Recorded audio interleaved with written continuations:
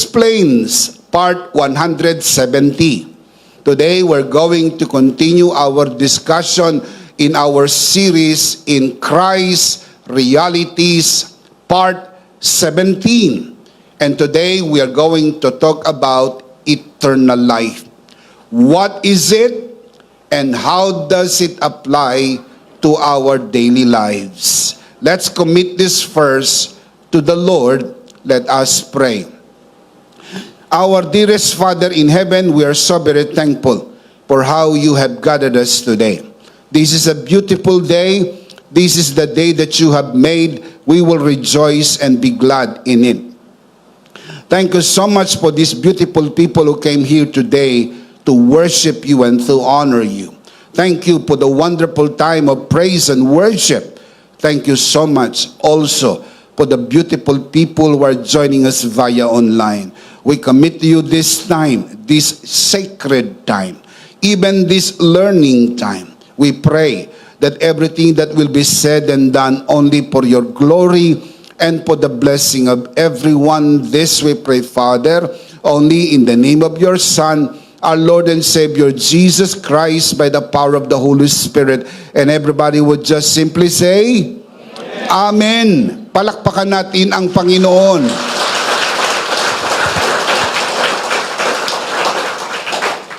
Ito na po ang ika-17 linggo sa pagbagtas po natin sa series na ito.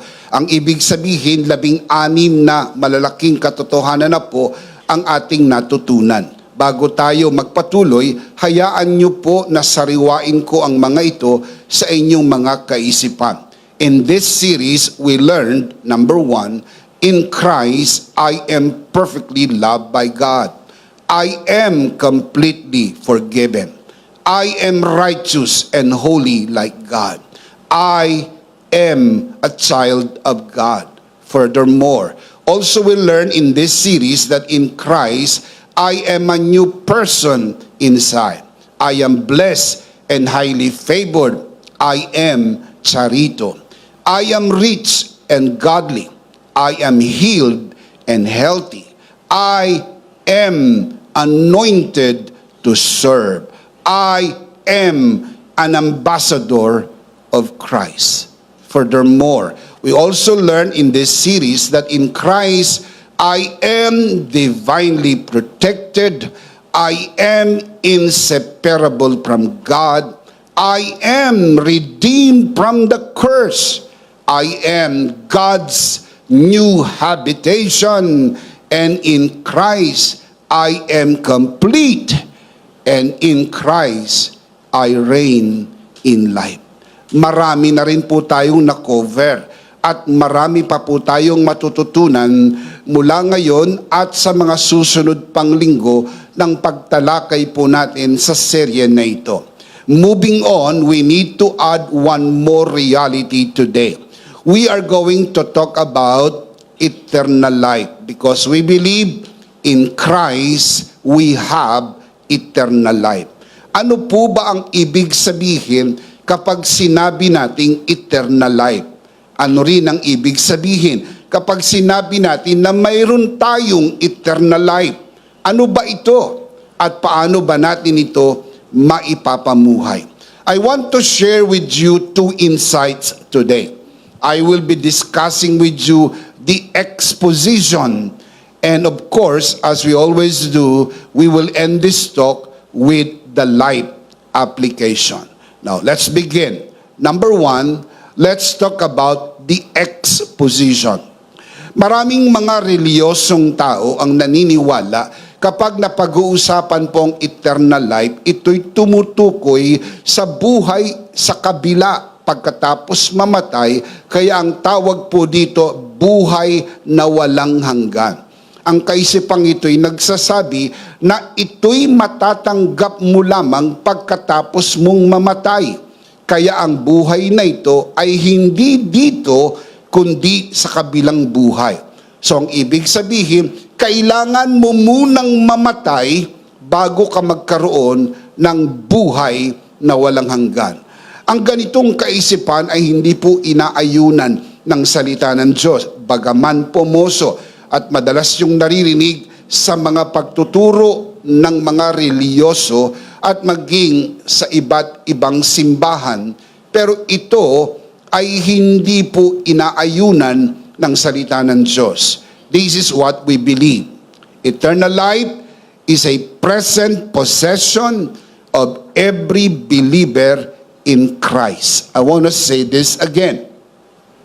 Eternal life is a present possession of every believer in Christ. I want us to say this together so we will remember it for a very long time. At the count of 3, sit up straight, out loud. Ready? 1, 2, 3. Eternal life is a present possession of every believer in Christ. One more time.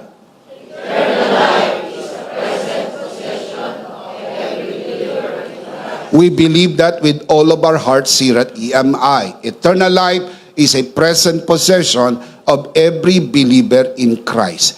To say that is one thing, but to prove that in the Word of God is another thing. That is what we call exposition. Ano ba ang paliwanag ng Biblia tungkol sa statement po na yan? John chapter 3, verse 36. Whoever believes in the Son has eternal life. But whoever rejects the Son will not see life, for God's wrath remains on him. Kung kayo po'y mapunahin, mapapansin po ninyo, yun pong has eternal life. Yung has po ay present tense. Ibig sabihin, ang eternal life ay nasa iyo na ngayon. Hindi po ibibigay pa lang pagkatapos mong mamatay.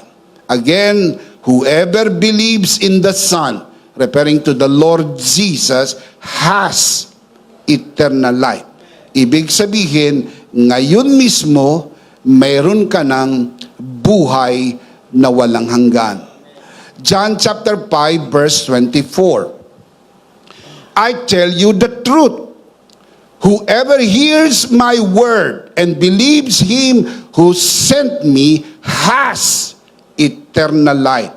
Again, katulad din po ng binasa natin kanina sa John chapter 3 verse 36, has eternal life. Ibig sabihin, present tense. Ngayon mismo, mayroon ka ng buhay na walang hanggan. Now look at the guarantee. Because you have eternal life right now, what you possess right now guarantees your future. Look at the next line, will not be condemned, referring to the future. Because you possess eternal life right now, the guarantee is clear. You will not be condemned. That is why the Apostle Paul affirmed the fact that there is now no condemnation to those who are in Christ Jesus. Why? Because you already have eternal life. Furthermore, he, referring to the person who has eternal life, he has crossed over from death to life. Kapansin-pansin po yung crossover. Ang Greek word na ginamit po dyan ay metabaino. Ibig sabihin, change place. The word meta meaning change. Metabaino, change place. Nagbago ng lugar, lumipat ng lugar. At ang Greek word na metabaino ay nasa perfect tense sa Greek grammar. Ang ibig sabihin ng perfect tense, completed action with an ongoing result. Ang ibig sabihin ay ito. Yung paglipat ay nagawa na kasi ito po ay completed action. At yung nagawang aksyon ng paglipat ay mayroong nagpapatuloy na epekto. So ibig sabihin, hindi lang lumipat, yung paglipat ay may epekto ngayon at nagpapatuloy magpakailan-kailan paman. Can you say amen? Amen. Kaya kay Kristo, hindi ka lang nabigyan ng buhay na walang hanggan, sinigurado pa, hindi ka nahatulan, lumipat na mula sa kamatayan patungo sa buhay na walang hanggan. Give Him praise. Come on, make a joyful noise to God. Palakpakan. May kasamang hiyawan. Woo! Are you happy? Are you happy? Well, we should be very happy. Sabihin mo sa iyong katabi, I am very happy. Doon naman sa kabila, kausapin mo naman, kanina mo pa katabihan. I am very happy. Itaas ang kamay ng mga very happy. Palakpakan, palakpakan. May kasamang hiyawan. Malakas na hiyawan. Praise God. Praise God. Ito ang pinakamasayang bahagi ng buhay natin. Ang malaman mo na may buhay na walang hanggan ka na at hindi ka nahahatulan at wala ka na sa kamatayan, lumipat ka na sa buhay. At ito'y magpakailan-kailan pa man. Isang malakas na palakpak para kay Lord. Praise God. Amen. John chapter 6 verse 47. I tell you the truth. He who believes has eternal life. Again, katulad ng mga naunang binasa kong talata sa inyo, very consistent, has eternal life. Has present tense. Ibig sabihin, ngayon mismo, meron ka ng buhay na walang hanggan. Hindi katulad ng sinasabi ng relihiyon na magkakaroon ka pa lang ng buhay na walang hanggan pag namatay ka na. Para bagang kung gusto mo na ng buhay na walang hanggan, mamatay ka na. Yan ay mapanganib na kaisipan sapagkat kailangan mo munang mamatay bago ka magkaroon ng buhay na walang hanggan. Gayong ang sabi ng Biblia, dito at ngayon, meron ka ng buhay na walang hanggan. Itaas sa kamay ng mga naniniwala na meron na siyang buhay na walang hanggan. Palakpakan si Lord. Praise God. Everybody say, in Christ I have eternal life. In Christ I have eternal life. One more time. In Christ I have eternal life. 1 John chapter 5 verse 11, 12 and 13. And this is the testimony. God has given us eternal life, and this life is in His Son. Pansinin niyo po yung word na given. Yan po sa English ay nasa past participle. Ibig sabihin po na ibigay na. Hindi po ibibigay pa lang. At ito dapat ang patotoo ngayon. This is present tense. This should be your present testimony. What is your present testimony? That you have been given eternal life. Na binigyan ka na ng buhay na walang hanggan. Nasaan ang buhay na ito? This life is in His Son. Who is the Son? The Lord Jesus. Look at verse 12.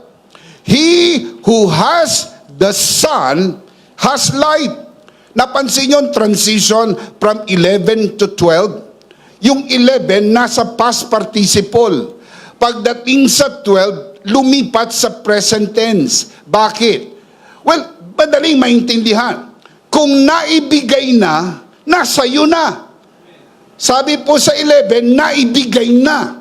Kung naibigay na kanino, nasa iyo. Kailan? Ngayon. He who has the Son has life. Again, has, present tense, has life. He who does not have the Son of God does not have life. Verse 13. I write these things to you who believe. So this letter is for the believer. I write this thing to you who believe. Do you believe? Come on, I'm asking you, do you believe? How many believers we have today? Raise your hand. Do you believe? Everybody say, I believe. I am a believer. So if you believe and you are a believer, this letter is for us. Can you say amen? I write these things to you who believe in the name of the Son of God, so the purpose of the letter is so that you, referring to the believer, you may know that you have eternal life. Present tense, have eternal life. Kaya po maliwanag pa sa sikat ng araw, mayroon ka ng buhay na walang hanggan. Maraming scholars ang naniniwala, Bible scholars, na ang eternal life ay lagi, mas madalas, na ang reference ay ngayon, bagaman hindi naman nila itinatanggi na may mga verses na ito'y tumutukoy sa mga bagay ng panghinaharap. Alam ko po at hindi nyo po maitatanggi na may mga verses sa Bible na ang eternal life is in reference to the future. I'll give you an example. Titus chapter 1 verse 2. Titus chapter 1 verse 2. A faith and knowledge resting on the hope of eternal life, which God, who does not lie, promised before the beginning of time.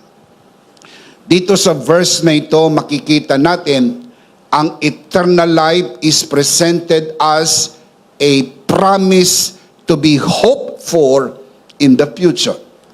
Hindi natin may tatanggi ang mga katotohanan ng ilang talata na nagsasabi ng eternal life is something in reference to the future.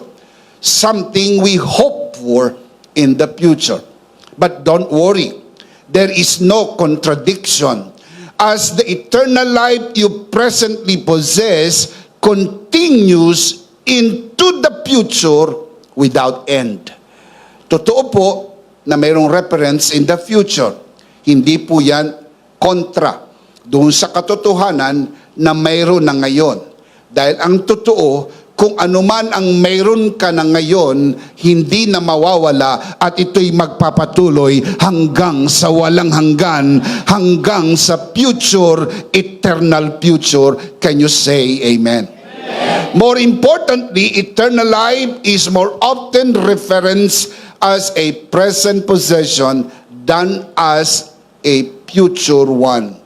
Ibig sabihin, kung kukumparahan natin, sabi ng mga scholar, sa dami, by the rule of percentage, mas marami ang mga talata na ang eternal life is in reference to the present than to the future. Hindi ho yan magkakontra. Pagsamahin mo, parehas po yan tama, sapagkat ang naibigay na sa iyo ngayon ay pangwalang hanggan hanggang sa hinaharap. Can you say amen? Palakpakan si Lord. Praise God. Romans 6:23. For the wages of sin is death, but the gift of God is eternal life in Christ Jesus our Lord. Again, but the gift of God is eternal life. What is the gift of God? I cannot hear you from where I am. I need to hear this loud and clear. What is the gift of God? Eternal life. So what is eternal life? The gift of God. Ito'y regalo. Hindi hubat napansin nyo na ito'y kontra sa mga nakasanayan na po nating naririnig sa turo ng relihiyon na ang eternal life is something that we earn It's like a reward that you have to work for it. Kailangan mong tarbahuhin, kailangan mong gumawa, kailangan mo ng serbisyo, kailangan mo ng sakripisyo para magkaroon ka ng eternal life. Kailangan mong magbigay, kailangan mong maglingkod, kailangan mong gawin ang walang katapusang listahan ng dapat gawin na ipinagagawa sa iyo ng relihiyon. Makinig maigi, mga kabiyaya. Hindi po ako laban sa mga dapat gawin. Ang mga ito'y magagawa mo hindi para maligtas, kundi dahil ikaw ay iniligtas na ng Panginoon. Ang mga ito ay magagawa mo hindi para makuha ang buhay na walang hanggan. In fact, you are even in a better position to do what needs to be done because you possess eternal life right now. Can you say amen? Amen. So what is the gift of God? Eternal life. And how can you receive eternal life? In Christ Jesus. Na kanino ang eternal life? Christ Jesus. Hindi ba yun din ang sinabi po ni John? Ang tinatahanan ng anak ay tinatahanan ng buhay. Ang hindi tinatahanan ng anak, walang kabuhay-buhay. Dahil na kay Jesus ang tunay na buhay. Palakpakan natin ng malakas ang Panginoon. Praise God!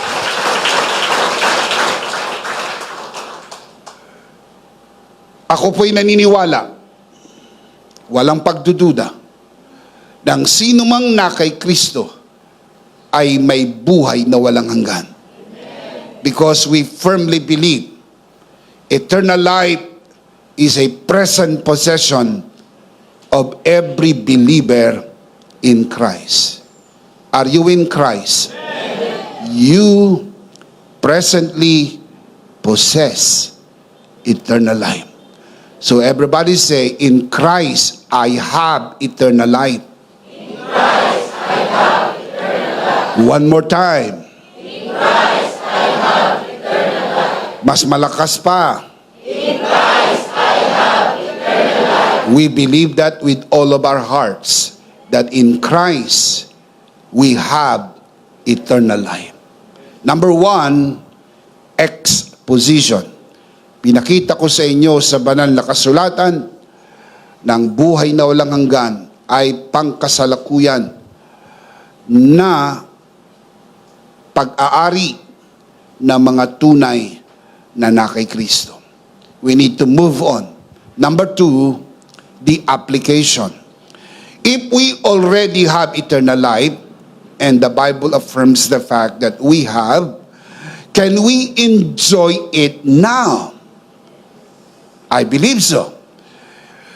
Kasi, kung hindi natin mapapakinabangan ang eternal life ngayon, bakit ngayon ibinigay? Pangalawa, kung ang eternal life ay para lang sa kabilang buhay, bakit po ibinigay na? Di ba dapat hintayin na lang tayong makarating doon at saka na lang iabot dahil doon pala natin magagamit? Anong pakinabang na naibigay na sa ating ngayon, wala naman palang gamit ito ngayon. Ang gamit pala nito ay doon pa sa kabilang buhay. Kapag ka ikaw ay namatay na, parang hindi ho yata makatwiran na nandito na sa iyo, walang pakinabang. Parang binigyan ka ng extra baggage, dala-dala mo, pero hindi mo naman magagamit. Mga kapatid, ako'y naniniwala na kung naibigay na ito sa ating ngayon, may gamit ito sa buhay natin ngayon. Mapakikinabangan na natin ito ngayon sapagkat ang buhay na walang hanggan ay nagsimula na nang ikaw ay na kay Kristo. Hindi po magsisimula pa lang pag nagpantay ang iyong paa at pumikit ang iyong mata. Dahil ang buhay ay si Jesus. At ang sino mang na kay Jesus ay may buhay na walang hanggan. Palakpakan si Lord. Praise God. So let me give you the life application. Number 1, live peacefully, assured of your salvation. Live peacefully, assured of your salvation. Napakahalaga po na alam mong meron kang buhay na walang hanggan. Dahil ito'y magdudulot ng kapayapaan sa iyong kaisipan. Hindi ka bagabag, hindi ka natatakot, maging hindi ka takot sa kamatayan, sapagkat alam mo ang kamatayan ay isang pintuan papasok sa buhay na walang hanggan. Dahil alam mo, ikaw ay napagkalooban na ng buhay na walang hanggan. Knowing you have eternal life means you can live each day with peace, free from fear, secure in the unchanging promise of your eternal salvation. Wala nang nervyos, wala nang takot, puno ka ng kapayapaan. Philippians chapter 1 verse 6, the Apostle Paul writes, being confident of this very thing, that he who has begun a good work in you will complete it until the day of Jesus Christ.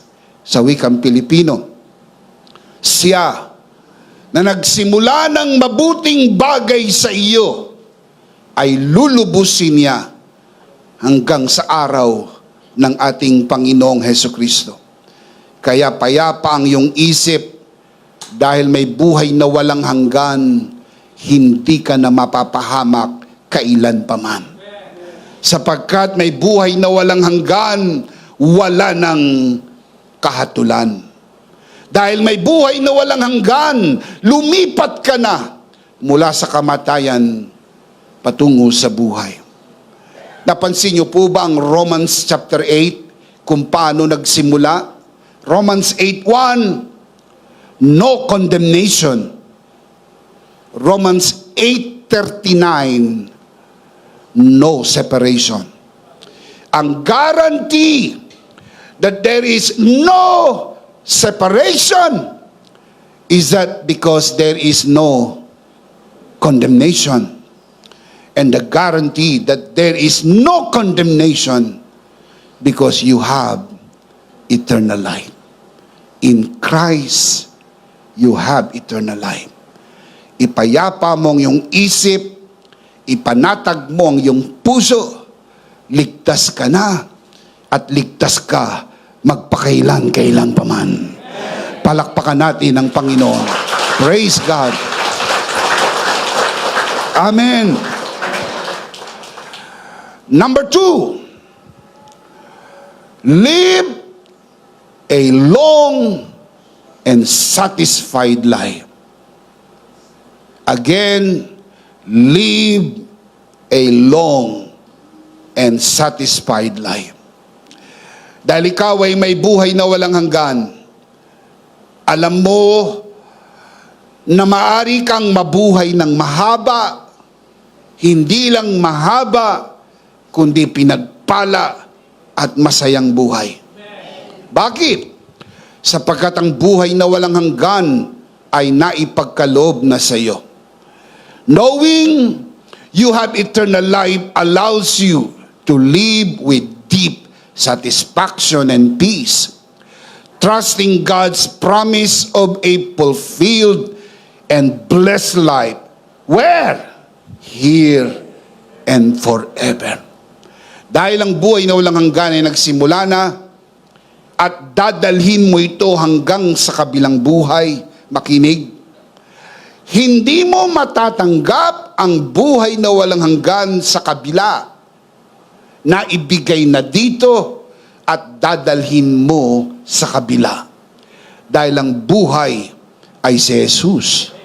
At kung si Jesus ay nasa iyo ang buhay. Buhay na walang katapusan. Buhay na pinagpala at pinaboran. Buhay na puno ng kasapatan. Buhay na walang hanggan. Can you say amen? John chapter 10 verse 10 from the New Living Translation.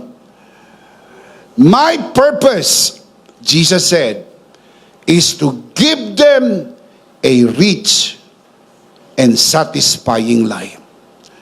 Not just rich life, but also satisfying life. Hindi po lahat ng mayaman ay mayroong kasapatan. Isa sa pinakamahalagang kaalaman na kailangan matutunan ng marami ay ang matutong magkaroon ng kasapatan sa buhay. Satisfaction, contentment. That a person can say from his heart, I am content in life. Kontento ako sa buhay sapagkat ang tunay na buhay ay si Jesus. Maraming taong maraming pera pero hindi kontento sapagkat wala si Jesus sa kanilang buhay. Napakahalaga na makita ang tunay na contentment. Wala sa pera, wala sa bagay-bagay, wala sa asawa, wala sa pamilya, na kay Jesus. Dahil pag nasa iyo si Jesus, wala ka man na mga bagay na binanggit ko, kontento ka pa rin dahil si Jesus ang iyong buhay. Palakpakan natin ang Panginoon.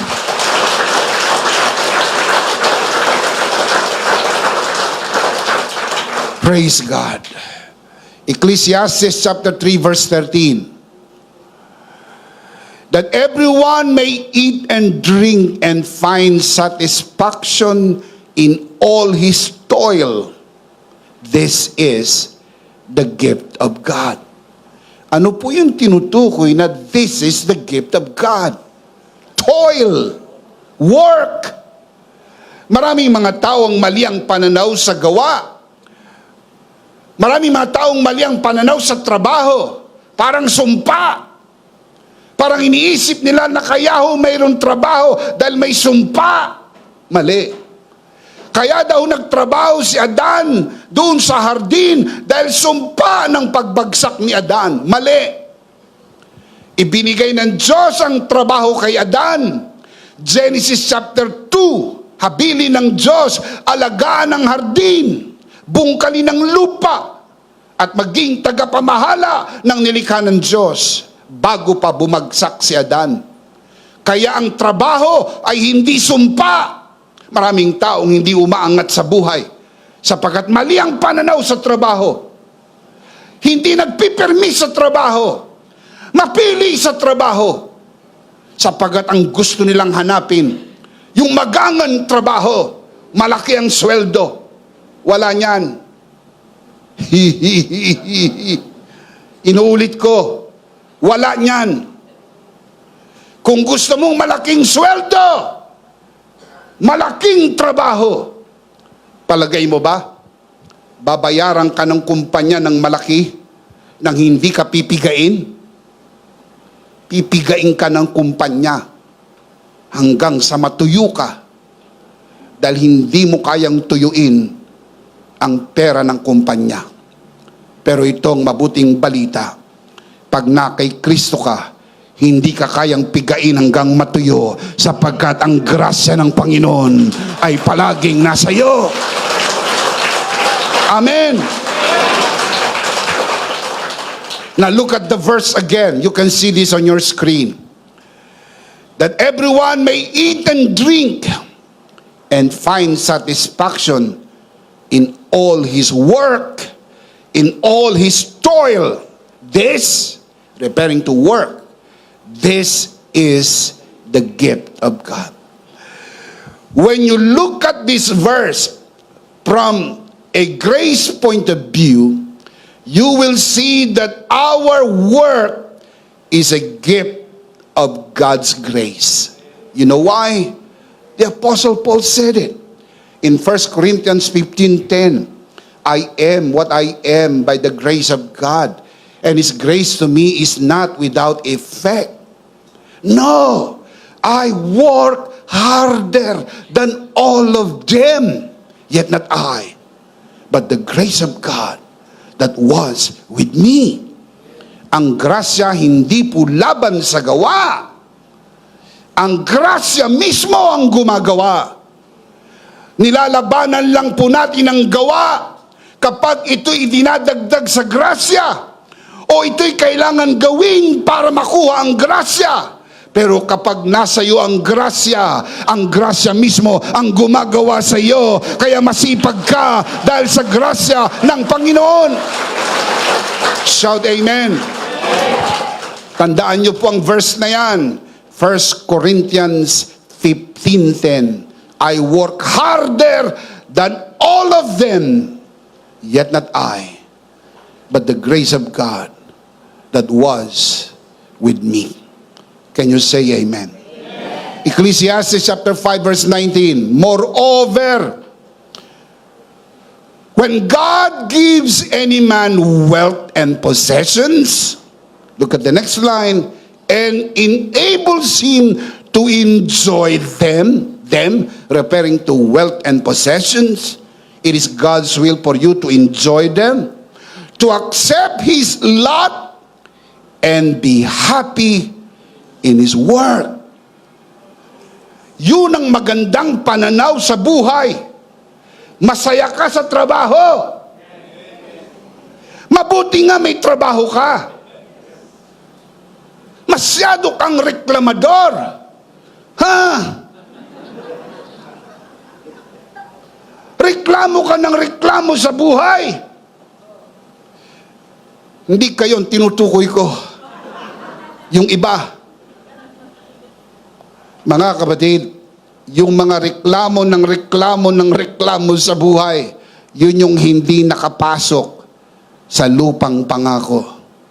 Mga kapatid, you will never come to the point that you will enjoy this life and be happy if you have a wrong view of work. Masama lang ang pananaw mo sa gawa kapag ito'y tinignan mo hiwalay sa grasya ng Diyos. Pero pag tinignan mo ang gawa sa pananaw ng biyaya ng Diyos, maganda ang iyong paningin sapagkat kaya ka nakakagawa dahil sa biyaya ng Diyos. Come on, give Him praise. Amen. Wealth and work are a gift from God. Kaloob yan ng Diyos. Psalms 91 verse 16. Napakagandang pangako. A promise that if you make the Most High your dwelling, even the Lord your refuge, if you love the Lord your God with all your heart, look at the promise. Psalms 91:16.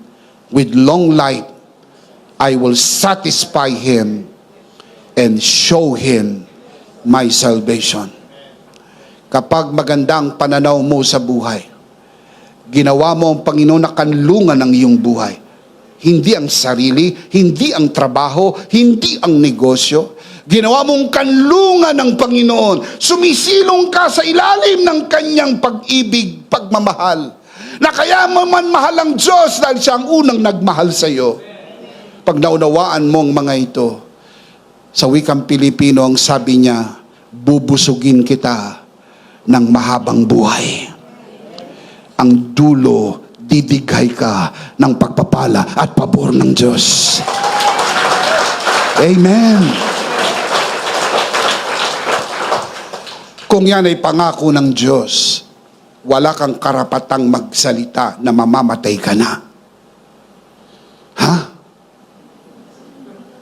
Maraming mga tao out of desperation, mamamatay na siya, mamamatay na siya.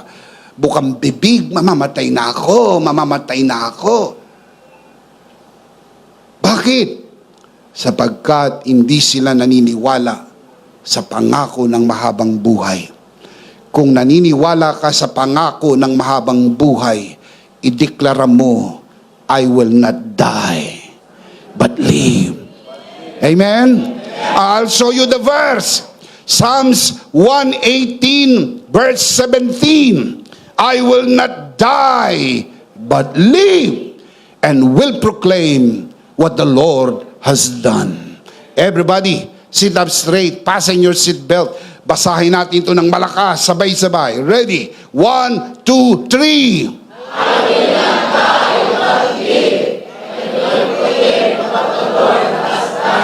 Muntik na kayong magkasabay-sabay. Muntik na. Bigyan ko kayo ng isa pang pagkakataon. Pag nagkamali kayo, closing prayer na tayo. Malakas, sabay-sabay. At para hindi kayo magkamali, yung unang bahagi na lang, akin na lang yung huli. Pag humahaba, hindi nagkakasabay-sabay eh. Yun na lang, I will not die but live. Total, yun naman talaga ang gusto nyo. Basahin natin ng malakas. 1, 2, 3. I will not die but live. One more time. I will not die but live. I will not die but live and will proclaim what the Lord has done. If you believe that, shout amen. Give Him praise, give Him praise, give Him praise. Come on! Palakpakan! May kasamang hiyawan! Woo! Hallelujah! Do you believe? Everybody say, I believe. I will not die but live. I believe I will not die but live. Kapag gising mo sa umaga, sabihin mo na agad, pagharap sa salamin, I will not die today. Not today. At bago matulog, sabihin muli sa salamin, not tonight. Do the same thing in the next day. Not today. Why? Because I have eternal life. I have Jesus. I have Jesus. I have Jesus. And Jesus is my eternal life. Amen? Ang ibig sabihin po ng verse na yan ay long life. Bubusugin ka ng mahabang buhay. Full life. At kung dumating ng hangganan at tayo po'y tatawid na sa kabila, ito'y hindi kalugihan, sapagkat sabi ni Pablo, for to me, to live is Christ, and to die is gain. And even the Apostle Paul said, the time of my departure has come, and this is my coronation day. Ang kamatayan sa mga tunay na kay Kristo, hindi kalugihan. Yan ang pinakamasayang araw ng buhay mo. Dahil makikita mo na ang Panginoon ng mukhaan. Hallelujah! Hallelujah! Hallelujah! Amen! Amen! Ang mga taong hindi takot mamatay, handang mabuhay. Ang mga taong araw-araw natatakot mamatay, buhay pa, patay na. Sapagkat hindi nila mai-enjoy ang buhay na ito na pinaghaharian ng takot. Huwag matakot. Ang buhay mo'y hawak ng Panginoon. Hindi ka kayang patayin ni Satanas. Inuulit ko po, hindi ka kayang patayin ni Satanas. Wala siyang right mag-turn off ng iyong switch. Hawak ng Panginoon ang buhay mo. Pag-isipan nyo to, kung kaya ni Satanas patayin ka, dapat noon ka pa niya pinatay. Dahil perwisyo ka kay Satanas. Noon pa, mainit na ang ulo ni Satanas sa iyo. Dahil araw-araw kang nagtsatsarito. Araw-araw kang nagdi-declare, blessed and highly favored. Nagpo-post ka sa Facebook, nagkukwento ka, nagpapatotoo ka. Wala siyang magawa. Wala siyang magawa laban sa iyo. Sapagkat protektado ka ng Panginoon. In Christ, I am divinely protected. Amen. Wala siyang magawa. Because in Christ, I am inseparable from God. Wala siyang magawa. Because in Christ, I am redeemed from the curse. Sobrang ganda ng katotohanan na ikaw ay na kay Kristo. Woo! Hallelujah! Hallelujah! Hallelujah! Parang ayaw ko nang tapusin ang series na ito. Ang yaman ng katotohanan na tayo'y na kay Kristo. Can you say amen? Number 3, life application. Live an abundant and happy life. Dahil meron kang buhay na walang hanggan, pwede kang mabuhay ng masagana, hindi lang masagana, masaya. Maraming taong masagana pero hindi masaya. Kawawa naman sila. Laki ng bahay, sarap ng pagkain, ganda ng sasakyan, pero hindi masaya. Ang tunay na saya hindi nabibili. Hindi ka pwedeng pumunta sa mall at sabi mo, pagbilan nga ng saya.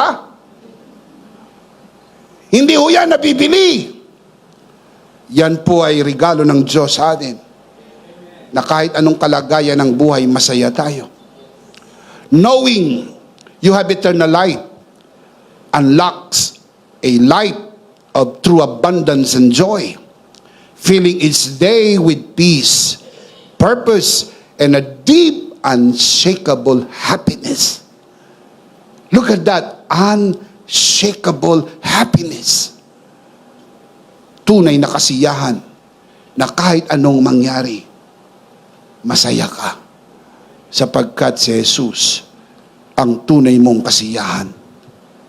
John chapter 10 verse 10 from the New King James Version. I have come that they may have life and that they may have it more abundantly. It, referring to life, that they may have more of life abundantly. Hindi lang magkaroon ng buhay, kundi masaganang buhay. Can you say amen? 2 Corinthians chapter 9 verse 8. And God is able to bless you abundantly. You see, God is able to do that. May mga taong nanonood sa broadcast na ito na maaaring hindi naniniwala tungkol sa abundance, prosperity, and blessing. Well, wala akong masyado magagawa sa inyo. Kung ayaw nyong maniwala, wag nyo.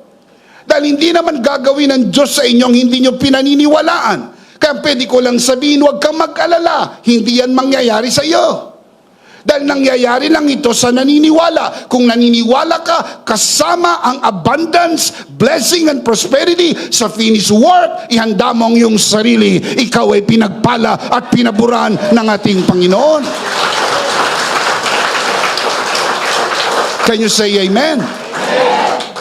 It is very clear. Look at the verse. And God is able to bless you abundantly, so that in all things, at all times, having all that you need, not some of your needs, all that you need, lahat ng iyong pangailangan.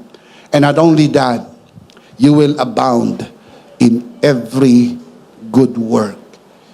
Can you say amen? 1 Timothy chapter 6 verse 17. Command those who are rich in this present world not to be arrogant, not to put their hope in wealth, which is so uncertain, but to put their hope in God, who, referring to God, richly provides us with everything for our enjoyment. Who provides us with everything? God. God who richly provides us with everything, for what purpose? For our enjoyment. God wants you to enjoy abundance. Believe. Kailangan mong paniwalaan. Nagsisimula lang ito sa paniniwala. Dahil kapag pinaniwalaan mo, diniklara mo, gagawin ng Diyos sa iyo kung anong narinig niyang sinabi mo. Hindi man overnight, hindi man instantly, pero tandaan niyo ang kasabihan ng mga incheck. Ang lakbaying kay layo-layo ay nagsisimula sa unang hakbang. A journey of 1,000,000 miles begins with the first step. Ang unang hakbang, maniwala ka. Ideklara mo. Maaring hindi agad mangyayari dahil hindi naman yan magic. Pero huwag kang mapagod, maniwala at magdeklara. At sabi ng Panginoon, anong narinig kong sinabi mo, siya kong gagawin sa iyo. Mangyayari ang iyong pinaniniwalaan. Shout amen! Number 4, I'll close with this. Live responsibly by sharing the gift of eternal life with the unsaved. Maging responsable po tayo. Huwag sarilinin ang kaloob na buhay na walang hanggan. Paapawin mo ito upang ang iba naman ay makakilala sa Panginoon. Knowing you have eternal life inspires you to live responsibly by sharing this priceless gift with those who haven't received it, inviting them to the hope and joy found in Christ. Huwag sarilinin. Kailangan mong paapawin. Kapag napuno para sa iyo, pag umapaw para sa iba. Naunawaan niyo po, kapag ikaw ay sisidlan at napuno para sa iyo, pero pag umapaw para sa iba.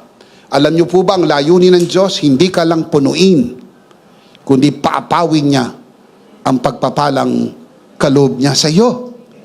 Napakaganda ng salin ng The Amplified sa John chapter 10 verse 10. Look at this. I came that they may have and enjoy life and have it in abundance to the full. What's the next line? Till it overflows. Hindi ka lang punuin, kundi paapawin. Kapag umapaw, ang iba'y mababasa ng pagpapalang pinaapaw ng Diyos sa buhay mo. When blessings overflow, others are blessed. And there is no greater blessing than eternal salvation. Kung naibabahagi mo ang material na pagpapala at dapat namang gawin, higit sa lahat ng pagpapala ay spiritual. Siguruhin ng iyong buong pamilya, mga magulang, mga anak, mga apo, ang iyong asawa, lahat kayo ay may buhay na walang hanggan. Upang paglipas ng buhay na ito, hindi lang tayo magkakasama dito hanggang sa kabilang buhay. Magkakasama tayo, isang pamilya, magkakamag-anak sa buhay na walang hanggan. Shout amen. 1 Peter chapter 3 verse 15. Always be prepared to give an answer to everyone who asks you to give the reason for the hope that you have.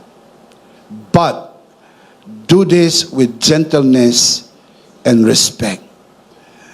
Maraming mga tao ang hindi nakikinig dahil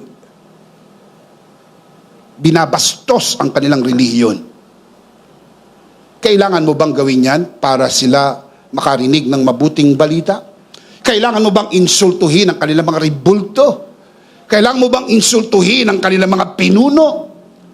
Mga salitang mapanira? Kailangan mo ba siraan yung relihiyon niya para lang ma-share mo ang pag-ibig ng Diyos? Ang biyaya ng Diyos? Hindi ko kaya itong dahilan kung bakit mailap sila sa atin?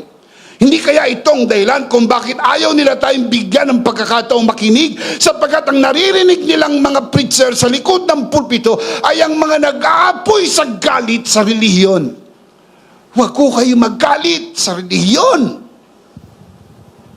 Tulad ng hindi kayo dapat magalit sa mga di mananampalataya. Kaawaan natin sila. Dahil hindi pa nabuksan ang kanilang mga mata. Katulad din tayo nila.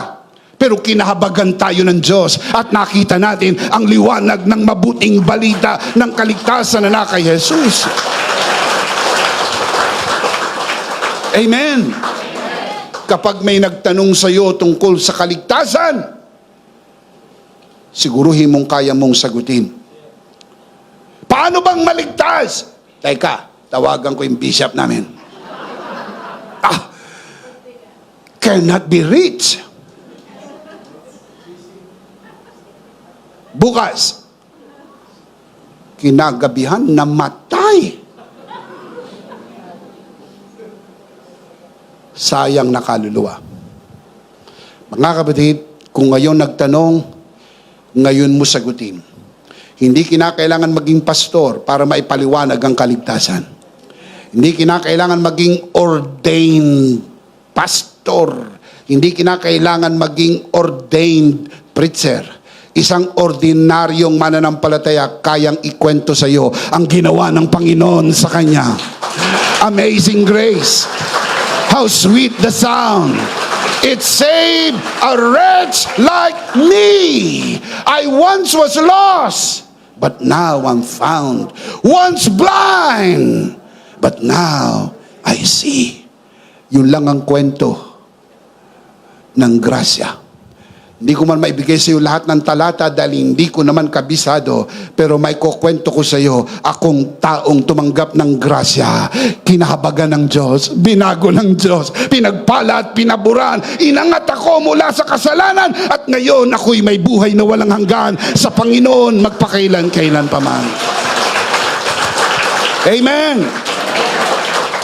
Hindi relihiyon, kundi relasyon sa Diyos sa pamagitan lamang ni Jesucristo. Sabi ni Jesus, ako ang daan, ang buhay at ang katotohanan.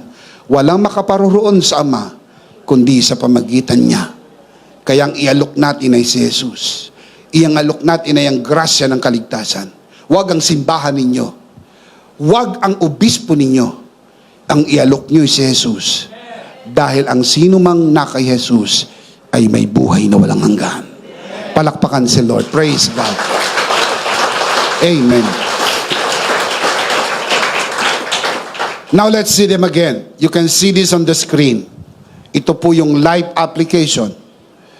Ngayong alam mo na meron ka ng eternal life, this is how we live out our eternal life. Basahin natin malakas, sabay-sabay. Ready? Sit up straight. Ready? Let's read this out loud. 4 na life application. Ready? Number 1. Number 2. Number 3. Number 4.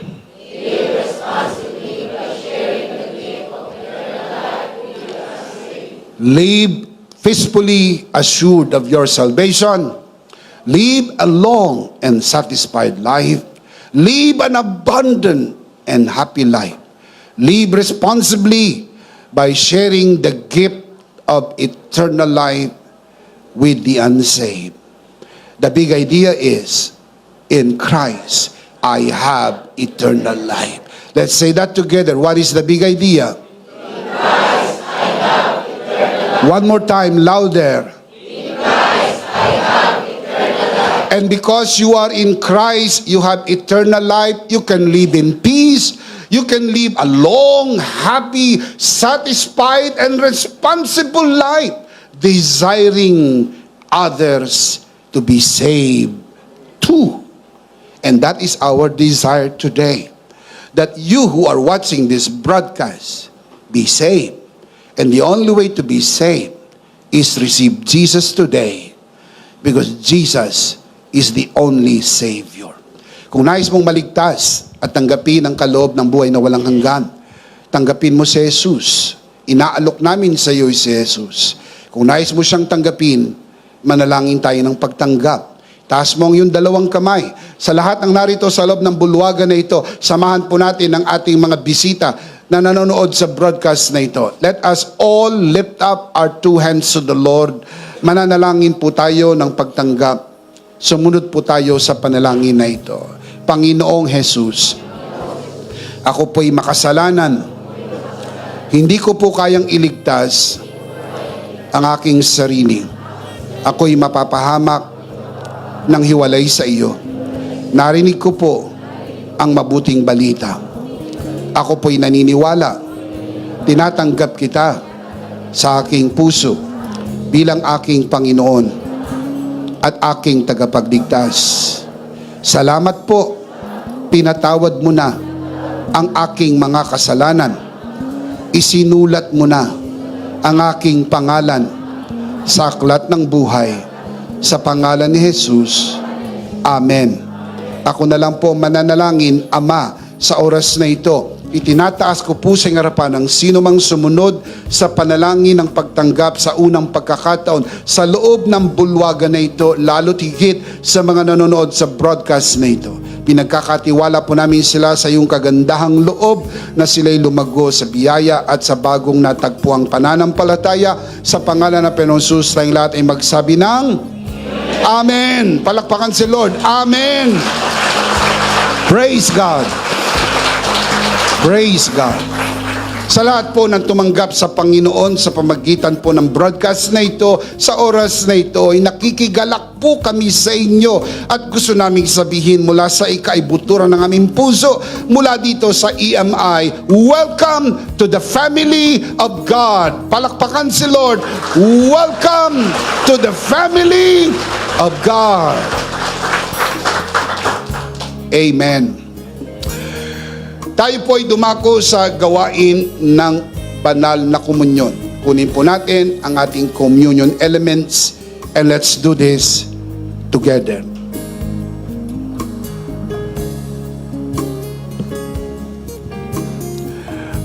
Alright, let's do this together mga kabiyaya. Hawak-hawak po natin ang pinakamakapangyarihang simbolo ng tinapos na gawa ni Kristo sa krus ng Kalbaryo. Ito ang aral na tinanggap ko sa Panginoon at ngayon naman ay binibigay ko sa inyo. Nang gabing siya'y pagkanuloy dumampot siya ng tinapay. Kanyang pinagpira-peraso at kanyang sinabi, ito ang aking katawan na pinagpira-peraso dahil sa inyo. Gawin niyo to bilang pag-alaala sa akin. Sabay-sabay po nating gawin.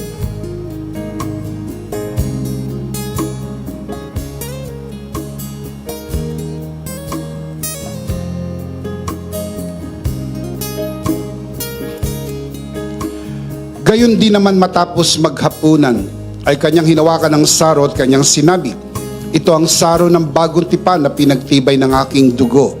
Gawin niyo to bilang pag-alaala sa akin. Sabay-sabay po nating gawin.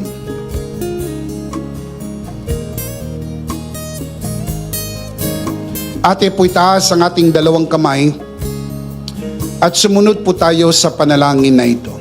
Aming Ama, maraming salamat po sa aming Panginoong Hesukristo.